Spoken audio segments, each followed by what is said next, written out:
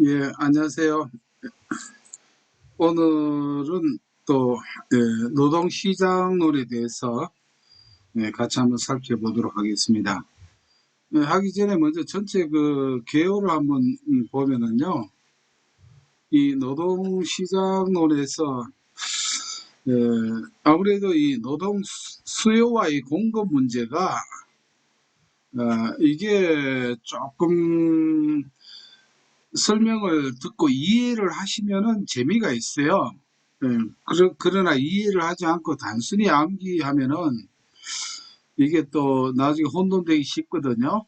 그래서 이 부분은 노동시장론에서 가장 그 중요한 부분이라고 할 수 있습니다. 그래서 이 부분은 직접 라이브로 못 들으시더라도 나중에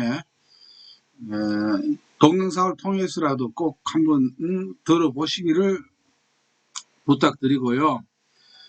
그 다음에 이제 이 노동시장 이론이 이제 있습니다. 오늘은 아마 이 노동 수요 및 공급의 탄력성이나 요 앞에까지 이렇게 오늘 2시간이니까 그렇게 하기로 하고, 그다음에 요거 조금 이제 7과부터 11과 좀 설명 들으시면 되고, 그다음에 임금의 구성은 이거는 그냥 그냥 문제를 봐도 이해하기가 쉽습니다. 그리고 이제 임금 이론에서 이제 몇 가지 이 후반부에 나오는 요 이론 좀 들으시면 되고요. 실업에 있어가지고 요것도 간단하게 설명 들으시면 충분히 그 익히는데 지장이 없습니다. 그 외에 뭐 여기 좀 몇 군데 좀 이렇게 중요한 부분들이 있거든요. 그렇게 이제 이해를 하시고 일단은 바로 이제 노동 수요와 공급에 대해서 시작을 하겠는데, 이 노동 수요와 공급은 말이죠. 이거는 경제 이론에서 아주 중요합니다. 이것은요.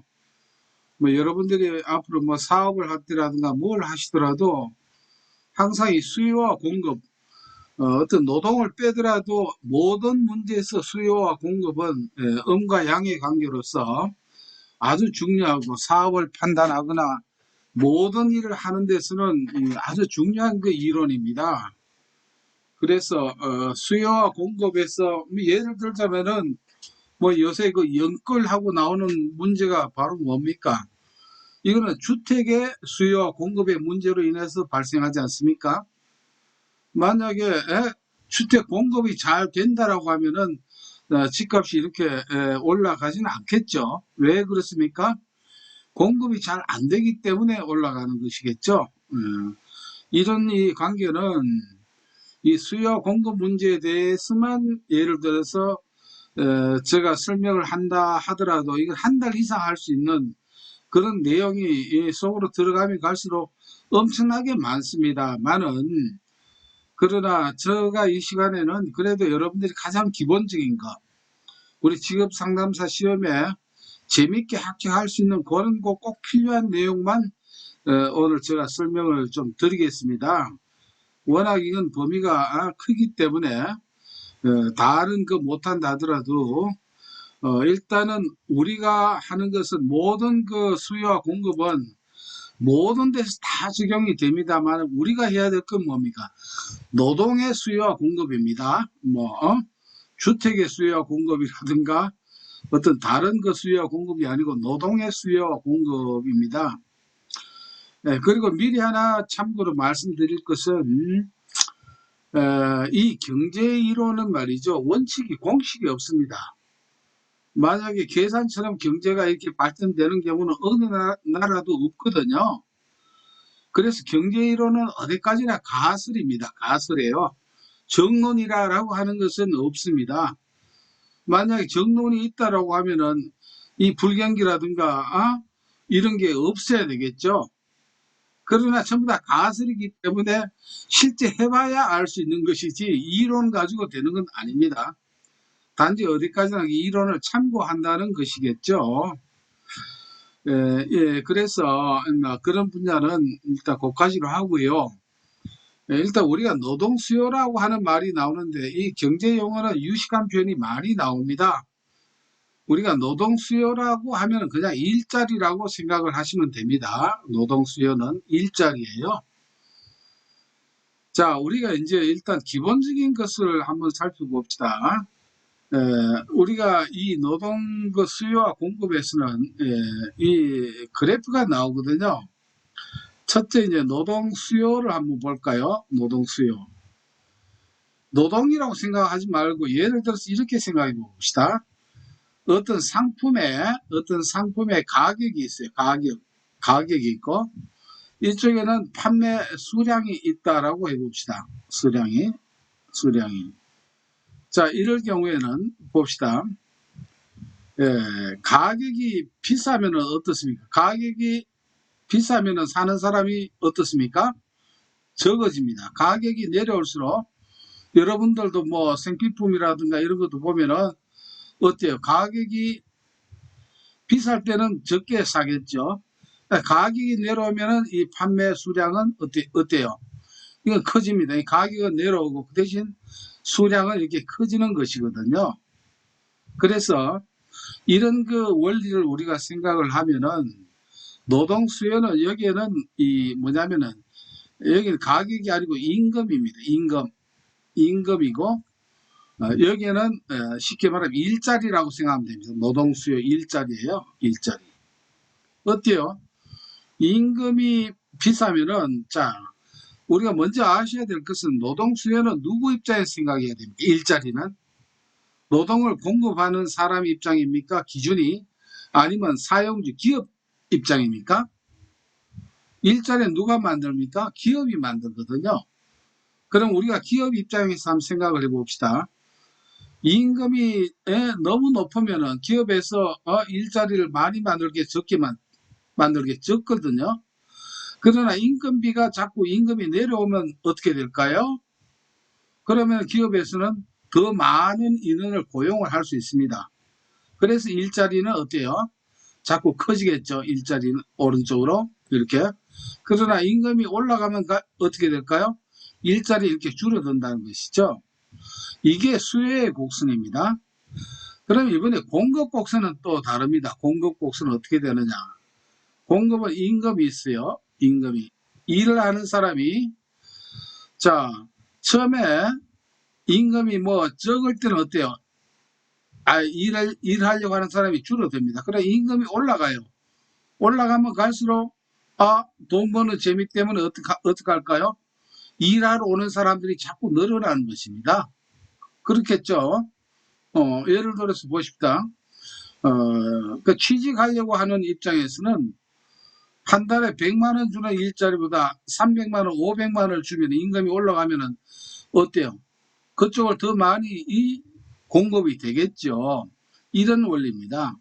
요 두 가지가 일단 기본적으로 수요와 공급을 우리가 말로 하는 것보다는 뭘로 이렇게 그림으로서 우리가 이해할 수 있는 하나의 중요한 도표입니다. 이것이요.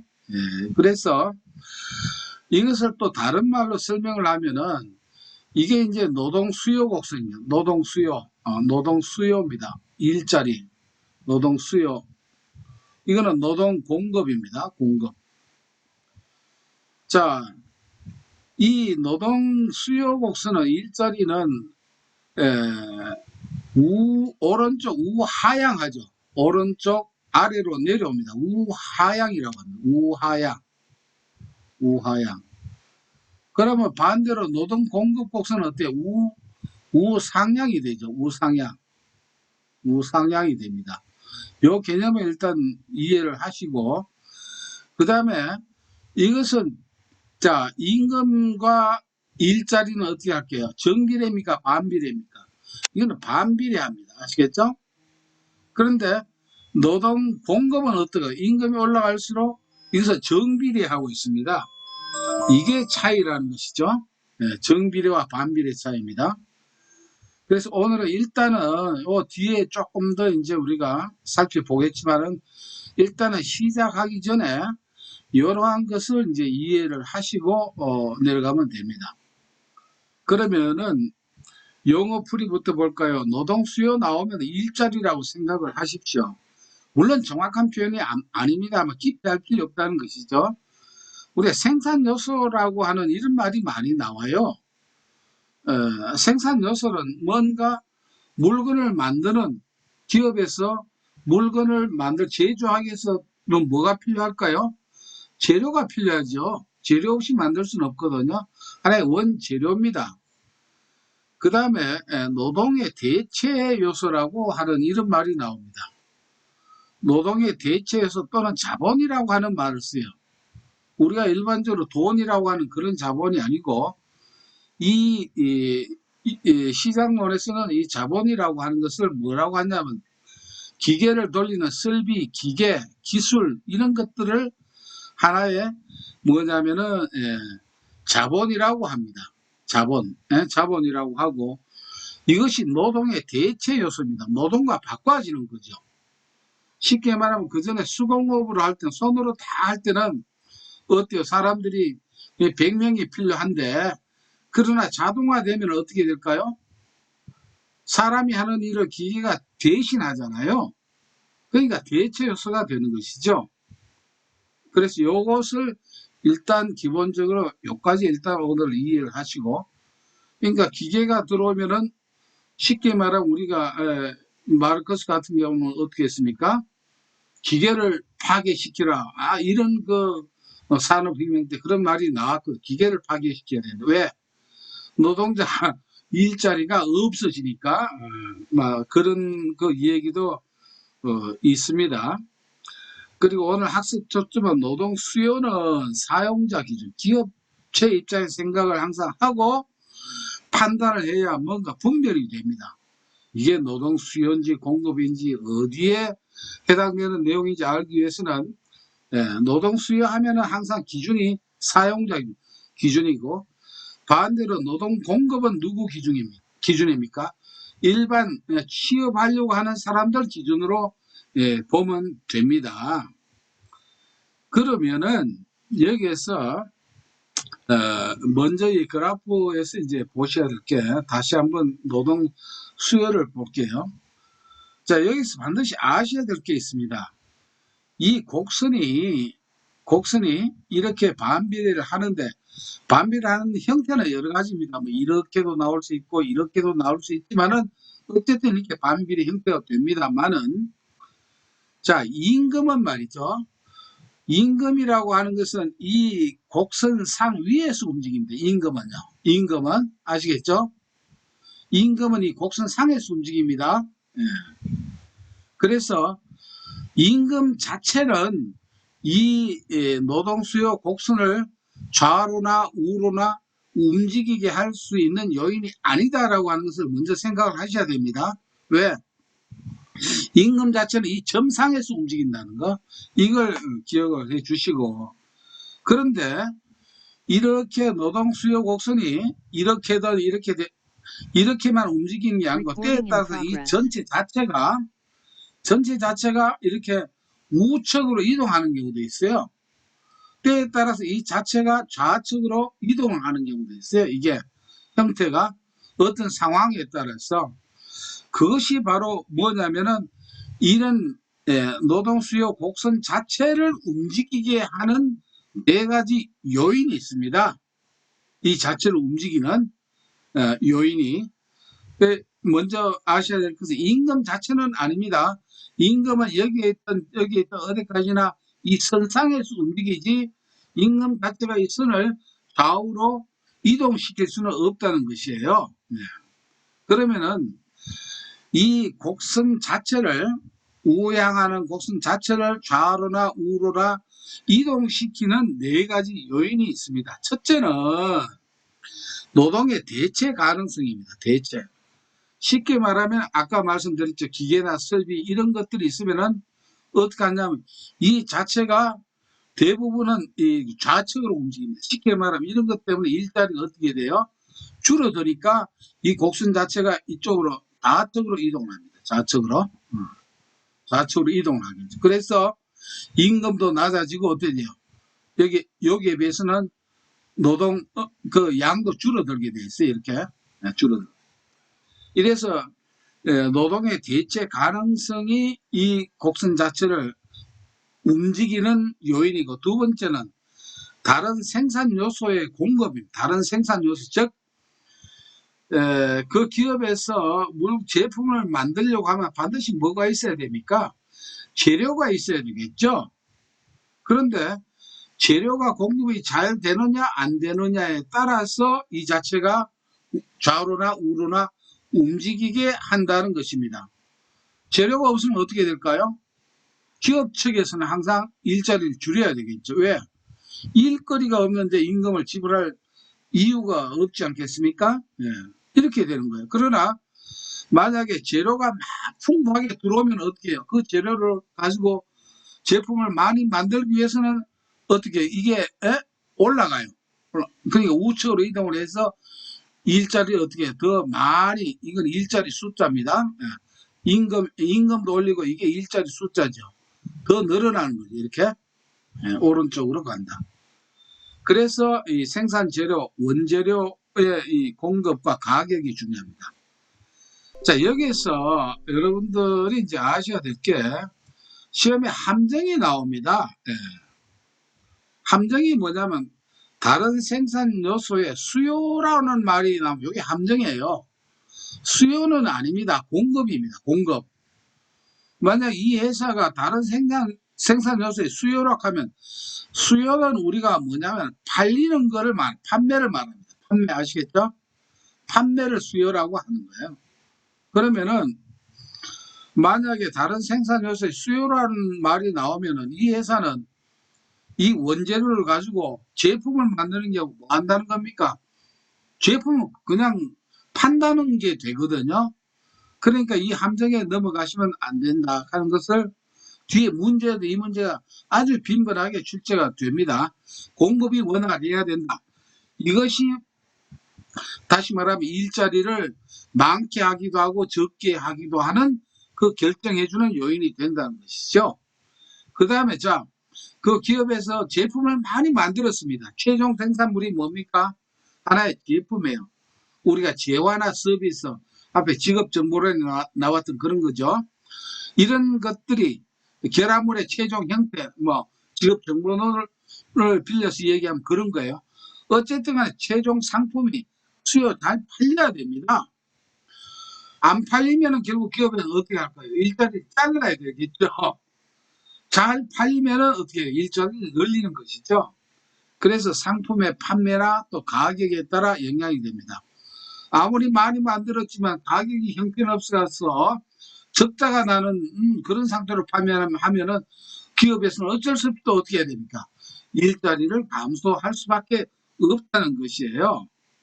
그래서 이 글자는 얼마 안 되죠. 우리가 이런 쪽 공부를 안 하신 분들은 어때요? 경제학을 공부하신 분들은 이거는 기본으로 익히는 내용이지만은 우리가 인문학 쪽에 있는 분들은 이게 아주 생소하기 때문에 제가 오늘 조금 시간이 길더라도 이 부분만은 가능한 깊이는 안 들어가더라도 여러분들이 이해할 수 있도록 제가 설명을 드리고 있는 것입니다. 그 다음에 총 비용 중 노동이 차지하는 비중입니다. 노동이 차지하는 비중. 노동 임금의 비중이에요. 그 회사 임금의 비중. 자, 여러분들 예를 들어서 이걸 이렇게 한번 설명 드려볼게요. A라고 하는 사람은 예를 들어서 무슨 그 사치품이라든가 뭐 이런 걸 사는데 뭘 사는데 한 달 수입의 50%를 쓴다 합시다.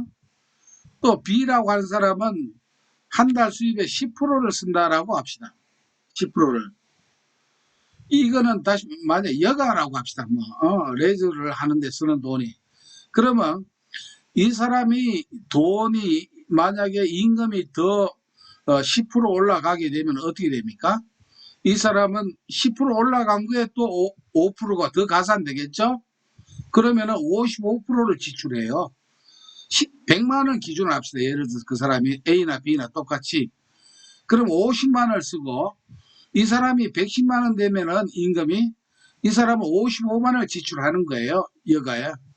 근데 B라고 하는 사람 10% 쓴다고 하면 이 사람 10만 원 쓰겠죠? 10% 오르면은 10만 원에 10% 올라봐야 여기 추가되는 게 얼마 됩니까? 10,000원밖에 안 돼요. 그럼 똑같이 오르더라도 왜 B는 이렇게 쓰는 양이 이걸 일자리로 생각하면 되는 거예요. 왜 이렇게 되느냐 하면은 이 사람이 비중이 이 사람은 10%밖에 안 되기 때문에 그래요. 그렇기 때문에 어때요?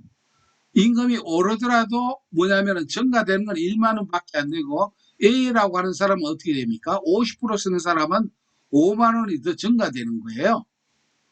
이거를 일자리라고 생각을 하면 이제 이해가 됩니다. 이거를요. 그래서 그 이 기업에서도 기업 어떤 이윤에서 임금 비중이 얼마냐에 따라 가지고 뭐냐면 비중을 많이 둔 기업은 어떡합니까? 더 많이 이 일자리를 더 많이 이렇게 만들고 비중이 적은 사람은 아무리 수익이 많아도 어떻습니까? 일자리는 조금밖에 안 만든다는 것이죠. 쉽게 말하면 노랭이 일자리 생산자가 되겠죠. 말하자면은 이렇게 해서 총 비용적 노동이 차지하는 비중 또는 임금의 비중이라고 합니다. 그래서 이 네 가지는 뒤에 그 노동수의 탄력성 결정론에도 나옵니다. 또 한 번 나와요. 그래서 우리가 이렇게 이 수요가 이렇게 있던 게 좌측으로 변하나 우측으로 변하나 이런 것을 뭐라고 하느냐면은 우리가 노동수의 탄력이라고 합니다. 탄력이라고 하는 것은 변동률입니다. 플러스가 되든 마이너스가 되든 변동폭이 크다는 거예요. 탄력이 적다고 하는 것은 움직임이 어때요? 마치 10%인 경우는 10,000원밖에 못 움직이는 것처럼 변동폭이 적다는 거예요. 예. 그래서 이 탄력성 하면은 우리가 무기 중에 총이 이 탄력성이 좋아요. 그래서 총 그 안에는 탄독하는 게 이렇게 나선처럼 되어 있습니다. 그래서 총을 생각하십시오. 그래서 총은 어때요? 한번 쏘고 나면 대다수 총 맞죠? 예. 그래서 노동수요 결정요인은 대다수 총을 잊어버리시면 안 됩니다. 이걸 가지고 여러분들은 앞으로 8월 14일 시험 문제에서 10점 내지 15점 전후를 여기에서 획득할 수 있습니다. 대다수 총이. 예? 그러니까 이걸 좀 친해져야 됩니다. 예. 그럼 대는 뭐냐면 노동의 대체 가능성입니다. 가는 뭐냐면 다른 생산 요소의 공급입니다. 수는 최종 생산물의 수요 판매예요. 예. 총은 총 비용적 노동이 차지하는 비중을 총으로 이렇게 해서 대다수 총을 꼭 기억을 해 주시기 바랍니다. 그리고 파생수요라는 말이 나옵니다. 파생수요 또는 유발수요 이런 말이 나오거든요. 이거는 뭐 파생을 시킨다라고 하는 것인데 쉽게 이야기하면 요새 우리가 치맥을 하면서 치맥 좋아하시죠? 치맥. 예? 예. 치킨이 잘 팔리면 어때요? 맥주가 어떻게 됩니까? 같이 잘 팔리겠지. 이게 같이 이렇게 파생이 되는 거예요. 이런 걸 우리가 파생 수요라고 합니다. 그래서 이런 것도 다 이제 기업의 마케팅 전략이 다 들어가 있겠지만은 이런 것이 치킨이 팔리니까 어떻게 맥주도 같이 파생이 돼서 같이 번갈아 된다는 것이죠. 그러면 치킨 공장 일자리도 늘어나면 쉽게 말하면 바꿔 말하면 무슨 공장? 맥주 공장의 일자리도 늘어난다. 이게 이제 파생 수요다. 이렇게 생각을 간단하게 하고 넘어갑시다. 뭐 이런도 깊이 들어가면 내용이 많습니다. 그리고 이제 실제 이 설명에 시간이 꽤 걸렸습니다만은 이거를 이해하면은 그 다음에 뒤에 문제는 쉽게 다 정복이 됩니다. 예를 들어서 1번 봅시다. 노동 수요를 결정하는 요인과 가장 거리가 먼 것은 자 여기 보면 쭉 이렇게 나오지만은 여기 뭡니까? 생산된 상품에 대한 소비자의 수요하는 게 이게 뭡니까? 대다수 수에 들어가죠. 대다수 총 이렇게 나오는 거예요. 그러면 이거는 뭐냐면은 뭐가 되느냐면 대다수 총에 들어가죠. 그 다음에 자본 서비스의 가격이라고 했죠. 자본 서비스 가격은 뭐예요? 대체 노동의 대체 가능성이 되겠죠. 이게 대에 들어갑니다. 이렇게 아시면 돼요. 시장 임금의 크기는 뭡니까? 대다수 총 중에서 임금이 차지하는 비중이 된다는 것이에요. 그래서 요 세 가지는 뭐가 됩니까?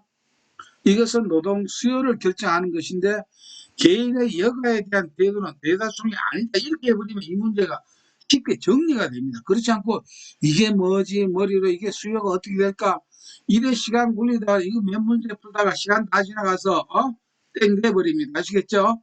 예. 그래서 개인의 여가에 대한 태도는 쉽게 말하면 수요 결정 요인이 아닌 것은 대부분 무슨 결정 요인이냐면 노동 공급 결정 요인이 됩니다.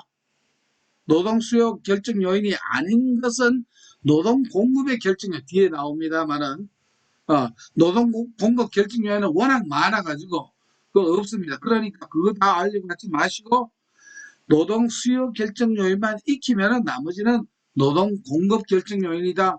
이렇게 익히시면 되는 것이죠. 뭐 여기에도 예를 들어서 그렇습니다. 수요의 결정 요인으로 옳은 것을 하면 대다수 총을 쭉 보십시오. 자, 타 생산 요소의 뭡니까? 다른 생산 요소의 가격 변화가 되겠죠. 다른 생산 요소. 이렇게 찾으면은 전부 다 이 문제는 다 같이 그렇게 이제 해결이 되는데 여기에서 이제 조금 어려운 문제는 있네요. 노동에 생산된 상품의 가격이 상승하며 일어나는 현상으로 옳은 것. 자, 가격이 상승합니다. 어떻게 될까요? 가격이 상승하는 것은 대다수에 들어가죠. 최종 생산물의 뭡니까? 수요의 변화가 되겠죠. 그러니까 이게 뭐가 됩니까? 노동 수요의 증가가 된다는 것이에요. 이렇게 여러분들이 이 문제를 이렇게 이해하고 정리를 하시면은 두 번 보시면 이렇구나 감이 절로 오게 돼 있다는 걸 제가 말씀을 드리는 것입니다. 아시겠죠? 네. 그러면 이 문제가 상당히 많습니다. 이게 뭐 5번, 6번. 예를 들어서 뭐 빨간 거 한번 봅시다. 6번 문제. 다음 중 노동에 대한 수요가 유발 수요는 파생 수요와 같거든요. 그것을 잘 나타내는 것은 이런 것도 사무 자동화로 사무직에 대한 수요가 감소하고 있다. 그 다음에 자동차에서 노동자 임금 상승은 자동차 조립 라인에서의 로봇에 대한 수요를 증가시킵니다. 하나는 뭡니까? 이 직접적으로 일자리와 관계가 있는 게 아닌 게 나오거든요. 휘발유 가격의 상승은 정소형차에 대한 수요를 증가시킨다. 1, 2, 3번을 여러분들 혼돈하기 쉬워요. 근데 여러분들은 요거를 1, 2, 3번은 뭐가 되느냐면은 요거는 대체 요인이 됩니다. 대체 요인이. 대체 효과지 이것이 그 유발수의 파생 수요가 아니라는 것이에요. 요것이 이제 조금 생각을 해야 됩니다. 그러나 이 문제 설명에 제가 시간을 다 뺏길 수 없기 때문에 일단 뒤에 설명을 보시면은 자동차 생산을 증가시킨다는 경영진의 결정은 어떻게 될까요? 노동자에 대한 수요를 증가시킨다. 이것도 뭐냐면 파생수요에 해당된다. 파생수요나 유발수요나 같은 말이다라는 것을 이해해 주시면 되겠습니다. 그리고 뭐 이런 거는 쭉 보면 되도록 돼 있고 그 다음에 이제 노동수요 탄력성에 대해서 이것도 제가 설명을 드릴게요. 노동수요 탄력성은 아까 얘기했던 원리는 똑같습니다. 이게 맹대다수 총입니다.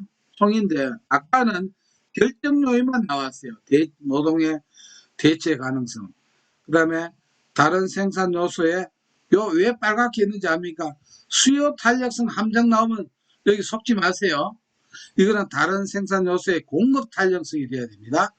최종 생산물의 수요 탄력성, 총 비용 중 노동이 차지하는 비중 되어 있는데 이 공식은 딴 게 아닙니다.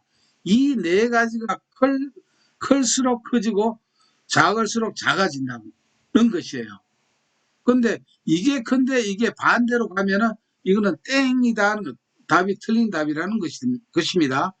이 공식만 기억하시면 되고 하나는 뭐냐면 이거 깊이 들어가지 마시고 제가 간단하게 설명을 물론 지금 드리겠습니다만은 쉽게 말하면 하나가 탄력적이면 또 노동 수요도 탄력적이고 비탄력적이면 같이 비탄력적이다. 그리고 하나 기억하셔야 될 게 장기가 단기보다 더 탄력적입니다. 장기일수록 우리가 탄력적이라는 말을 한 번 더 제가 말씀을 드릴게요. 탄력적이라고 하는 것은 자, 이 사이클입니다. 사이클 어떤 기준을 두고 이 변동폭을 말합니다. 이 변동이 아래의 변동이 크면 클수록 이걸 탄력적이라고 합니다. 그러니까 여러분들 생각하셔야 될 게 플러스가 된다라고 해서 탄력이 크다는 게 아닙니다. 플러스 마이너스 상관이 없어요. 무조건 변화가 많으면 탄력적이에요. 그런데 만약 이렇게 변화가 적죠. 이런 것을 우리가 비탄력적이라고 합니다. 플러스 마이너스 상관이 없어요. 왜냐하면 우리가 탄력 공식을 구할 때는 절대값을 씁니다. 아시겠죠? 절대값을 쓰기 때문에 플러스든 마이너스든 우리가 탄력성을 구할 때는 똑같습니다. 아시겠죠? 그러니까 이 변동폭 또는 신축성이라고 합니다. 늘어나거나 축소된다 신축성하고 똑같아요. 요거를 이제 생각을 하시고 그 다음에 또 이제 하나 아셔야 될 게 이게 탄력적이다 비탄력적이다라고 하는 것을 우리가 이 하나 꼭 짚고 넘어가야 될 게 있습니다. 예를 들어서 임금이 있고 일자리 그러니까 노동 수요입니다. 노동 수요 있을 때 보통 이렇게 되겠죠. 이렇게 노동 수요 곡선은 우하향합니다. 그런데 이렇게 되는 경우가 있어요. 이렇게 완전히 이거 수직이죠. 이 수직일 때를 우리가 뭐라고 하냐면 수직이라고 하는 것은 바로 뭐냐면은 자 이게 노동 일자리가 변동이 있다는 겁니까 없다는 겁니까? 전혀 없어요. 수직이 돼 있어요. 수직이. 네. 요거를 오히려 요걸보다 노동 수요보다 노동 공급으로 일단 먼저 이야기하는 게 더 정확하네요. 노동 공급. 자, 노동 공급은 전혀 안 돼요. 여기서 딱 수도배 이게 만약 100이다라고 하면은 딱 고정되어 있어요. 이게. 이렇게 수직인 것을 뭐라고 하냐면 우리가 여러분들 이게 탄력적일까요? 비탄력적일까요? 하나 물어볼게요. 여러분들한테 잘 모르겠죠? 이렇게 수직인 것을 비탄력적이라고 합니다. 비탄력적보다 더 강한 말이 이렇게 수직을 완전 비탄력이라고 합니다.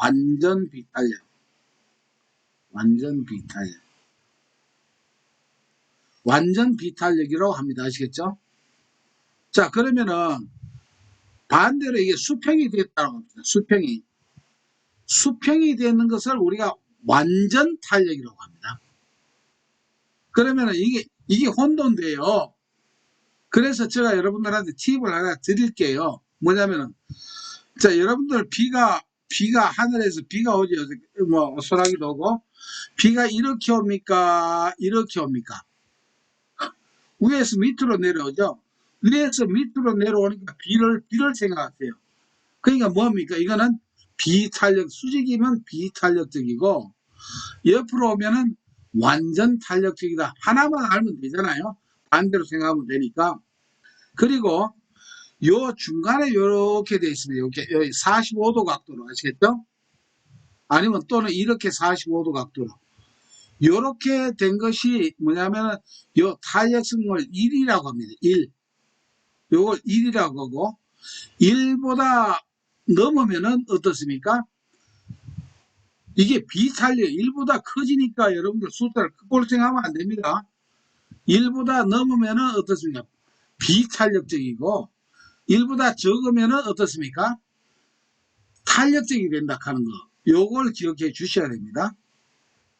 그래야 뒤에 문제 이것을 이해하면 쉽게 넘어갈 문제가 혼돈이 안 됩니다. 그래서 비탄력적 뭐 하늘에 비가 온다라고 생각하면 됩니다. 그리고 완전히 비탄력적이라고 하는 것은 앞에 이렇게 되어 있죠. 요걸 뭐 안정이 되어 있습니까? 불안정합니까? 여기 안정된 모습이에요. 이건 어떠세요? 완전 탄력적인 거는 어떻게 될까요? 이거는 불안정합니다. 그래서 노동 공급자 입장에서는, 공급하는 자 입장에서는 이것이 가장 이상적입니다. 완전 비탄력적인. 왜? 일자리는 더 이상 공급이 안 돼요. 안 되니까 임금은 끝없이 막 올라갈 수 있어요. 아시겠죠?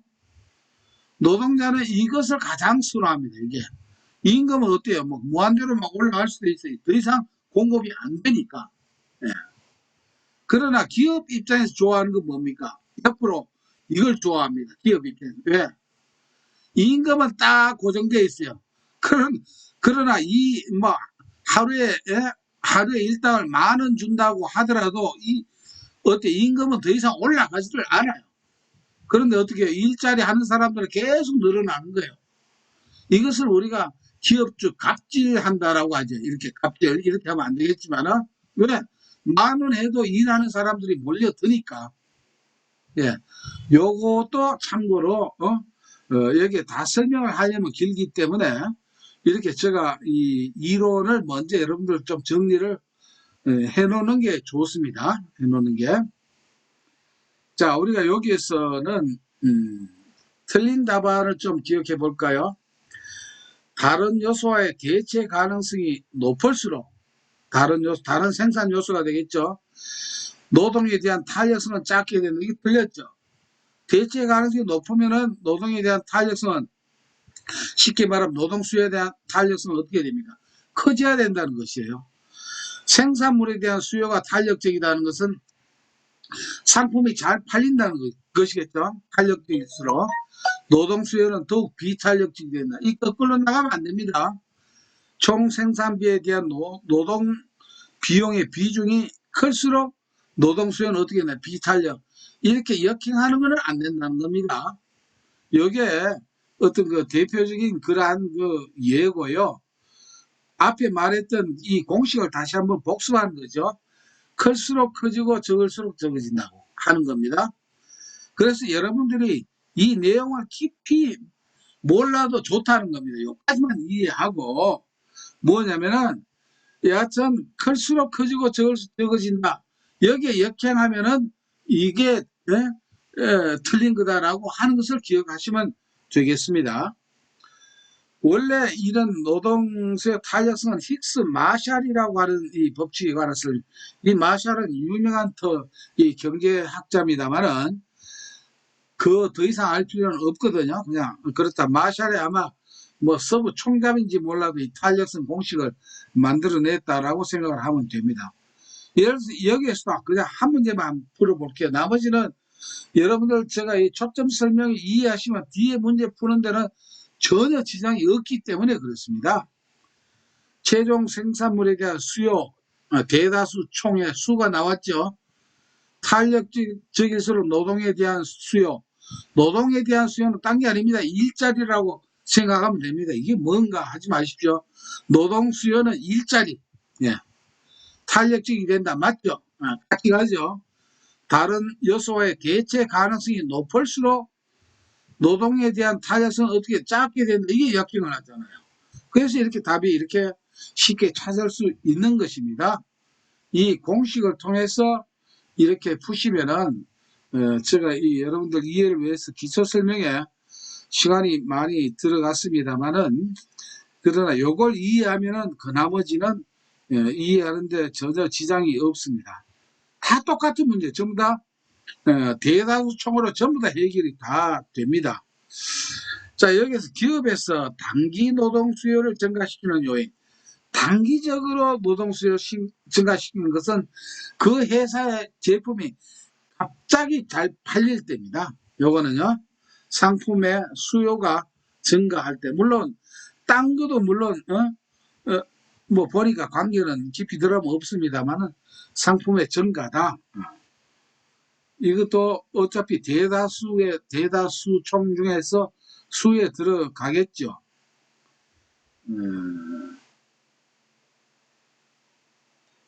상대적으로 탄력적인 경우는 이렇게 나와 있습니다.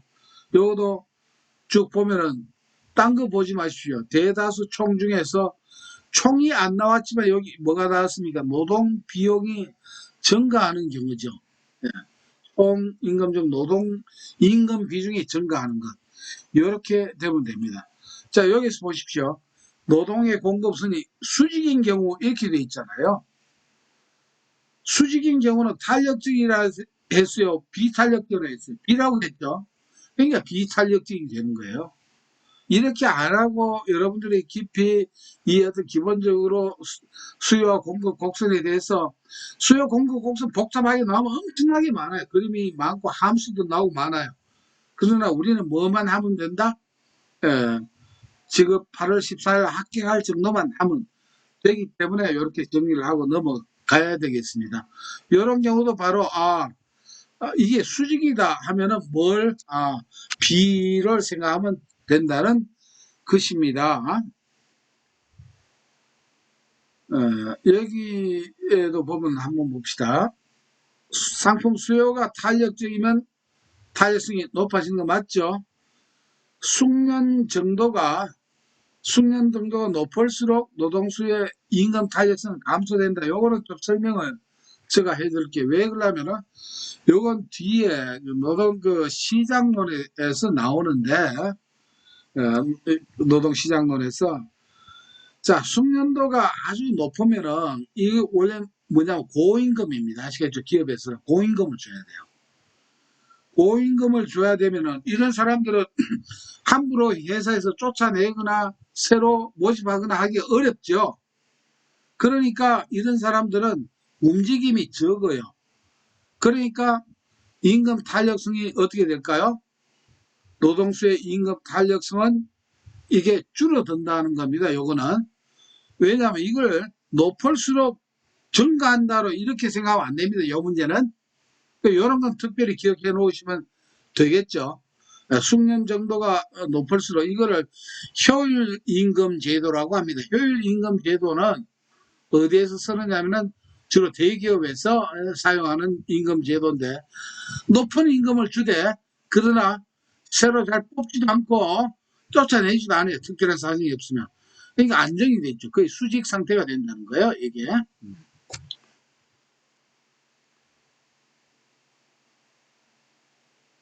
이거는 항상 장기, 단기 나오면은 이것도 이해하려고 하지 마시고 제일 쉬운 거는 항상 장기가 단기에 비해 탄력적이다. 이 문제가 의외로 이렇게 많이 나오거든요. 왜? 장기라야 여러 가지 이제 이유가 있습니다. 변동폭 기회가 생겨서 어떻게 합니까? 순간적으로 이 변동폭이 커지는 그겠죠. 기간이 짧으면 아무래도 변동폭이 작은 건 상식적으로 당연하지 않겠습니까? 쭉 다 이제 같은 겁니다. 이렇게 대다수 총 이 문제가 사실은 보면은 한 문제나 똑같습니다. 알고 보면은.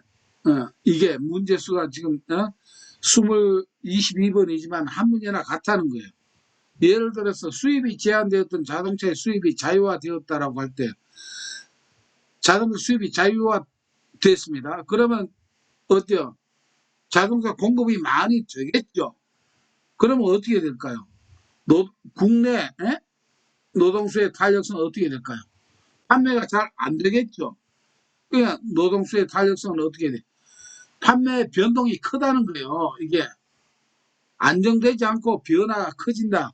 그러니까 마이너스가 많이 되더라도 이게 탄력성은 크다는 겁니다. 왜? 탄력성은 뭘로요? 줄어들었다는 건 마이너스 5라고 합시다. 5나 플러스 5나 늘어났다 하더라도 자, 탄력성에는 절대값을 쓰기 때문에 똑같이 뭡니까? 5라는 것입니다. 아시겠죠? 예. 변동폭이 심하다. 이렇게 이해를 하시고 자, 일단은 요 보시면은 되겠네요. 오늘 여기까지 일단 하고 다음 시간에 노동 수요 곡선을 하도록 합시다. 10분 동안 쉬셨다가 10분 말고 5분만 쉬셨다가 바로 진행하도록 하겠습니다.